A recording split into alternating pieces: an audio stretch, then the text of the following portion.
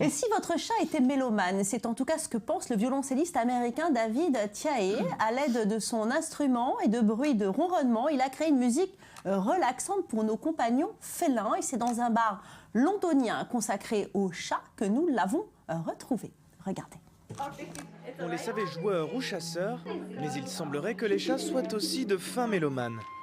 C'est en tout cas la théorie de ce musicien américain qui a développé une musique spécifiquement conçue pour les matous.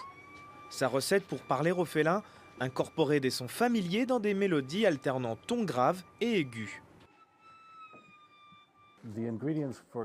Parmi les ingrédients qui composent la musique pour chat, vous avez des bruits de ronronnement.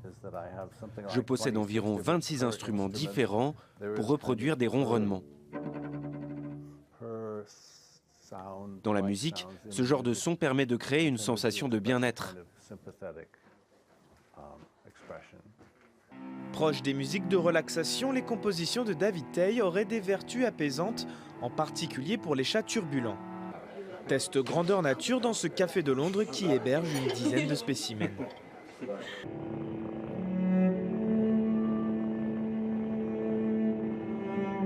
J'avais des doutes sur le fait que les chats puissent apprécier la musique, mais lorsqu'il s'est mis à jouer du violoncelle ce matin, ils ont passé toute la matinée à l'observer. Ils avaient l'air très intéressés. Et si vous regardez la façon dont ils se comportent quand ils écoutent, ils n'ont pas l'air nerveux, leurs oreilles sont pointées droit devant.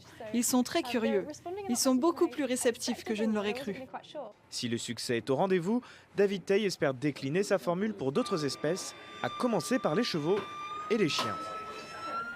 Alors les chats seraient-ils comment vous dites? Mélomane. Mélomane. Pour en parler, notre psychiatre pour chiens, Stéphane Bleuer, bonjour. Bonjour. Écoutez, après tout, pourquoi pas? Les chats peuvent être sensibles à la musique, après tout. Alors complètement, mais ma réponse va être quand même un petit peu prudente parce que je me suis un petit peu penché sur la question. Il n'y a aucune étude scientifique qui montre que la musique classique ait un effet relaxant sur le chat. Et c'est relativement bien compréhensible parce que leur spectre d'audition est un petit peu différent du nôtre. Ils entendent des bruits que nous on n'entend pas et inversement. Et de la même façon, les zones cérébrales qui interprètent la musique ne sont pas tout à fait les mêmes.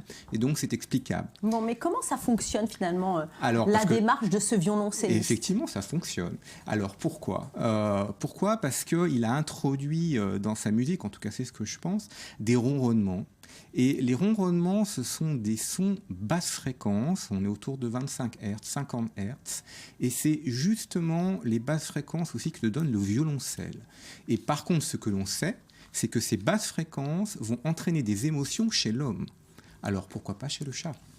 Bon, vous nous parlez des ronronnements. Vous pouvez nous en dire un petit peu plus? Parce que c'est vrai que c'est tout un art quand même, le ronronnement. Ah, complètement. C'est non seulement un art, mais c'est un mystère. C'est un mystère d'abord parce que ça apparaît vers l'âge de 2 jours déjà chez le chaton, au moment de la tétée. Puis il y a des chats qui vont ronronner toute leur vie et puis des chats qui vont arrêter de ronronner. Pourquoi? Comment? On ne sait pas. Ah, c'est possible, les chats qui arrêtent de ronronner. Il y a des chats qui ne ronronnent pas. Vous avez des chats qui ronronnent et des chats qui ne ronronnent pas. Et pourquoi ils ne ronronnent pas? Alors, ça, on ne sait pas. Et puis, pourquoi est-ce qu'ils ronronnent? Alors, il semblerait que ce soit lié au plaisir, aux caresses, mais parfois c'est lié au stress. Vous avez des chats qui ronronnent en situation de stress, notamment chez le vétérinaire. Quand ils sont hospitalisés, ils se mettent à ronronner, alors que ce n'est pas du tout plaisant. Ouais. Mais comment font-ils pour ronronner? C'est quoi le process? Alors, le process aussi, c'est un mystère. Il n'y a pas de consensus. Parce que le chien, l'homme ne ronronne pas. Et tout à fait. Alors, chez le chat, on pense toujours que c'est lié au larynx, à la gorge, et aux cordes vocales qui se mettent à vibrer.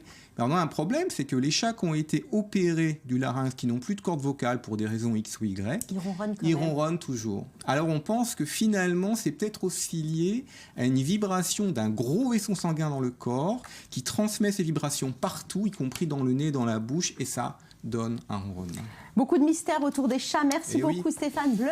Allez, on se retrouve dans quelques instants dans le Grand Angle. Nous parlerons des soins médicaux dans les pays en guerre. Au Venezuela, la crise impacte sur les conditions de soins. Vous allez le voir au Pakistan, malgré la désorganisation de l'administration sanitaire, certains médecins dispensent des soins gratuits à des millions de personnes. Ne bougez pas, on en parle dans quelques instants.